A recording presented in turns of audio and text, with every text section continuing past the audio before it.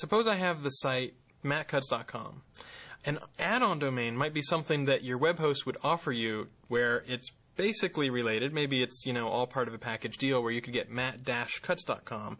And typically an add-on domain might have the connotation of being a separate site. So let's talk through this a little bit. Suppose you have, for example, I have mattcutts.com. Maybe I also want to register matt-cutts.com.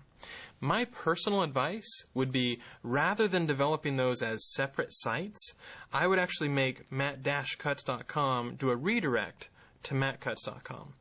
And the reason is that when you've got things that are really, really close, maybe only a hyphen is different, or maybe mattcutts.net, a lot of people expect that to really be the same site.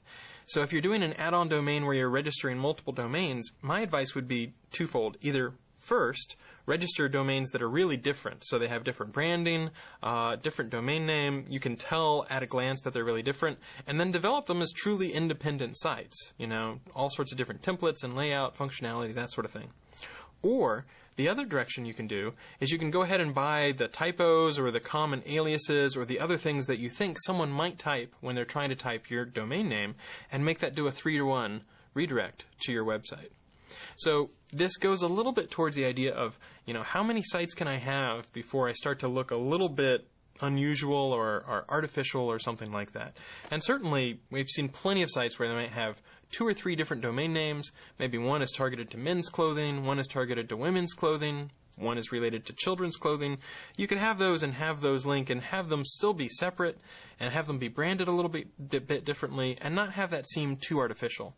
But think about, what if a competitor was looking at your website and they saw a whole ton of links down in the footer, down at the bottom, and it really was not that much differentiation between them. Same template, same branding, it was just nothing but keyword stuffed domain names. That can look a little bit worse. So whenever the question comes in about add-on domains, I would interpret that in a couple ways. First, I'd say either make the domain names quite separate and develop them, and then as long as you have a very small set of domains, it can still make sense to cross-link them. Or make sure that all the typos, hyphenated, different TLDs, all that sort of stuff, just do a 3-to-1 redirect. For example, Google sometimes gets, porn Google, or we go through domain registration where we go through arbitration and get domain names that people registered with Google in them. And Google will take those and just do a 3-to-1 redirect.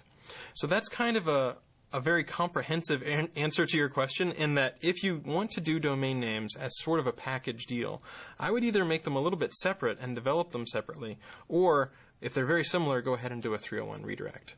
Both can make sense. The one thing that I would avoid is making a ton of sites where they're all auto-generated and they all look just a little bit spammy, because you're not really putting any time or love or attention into individually developing those domains.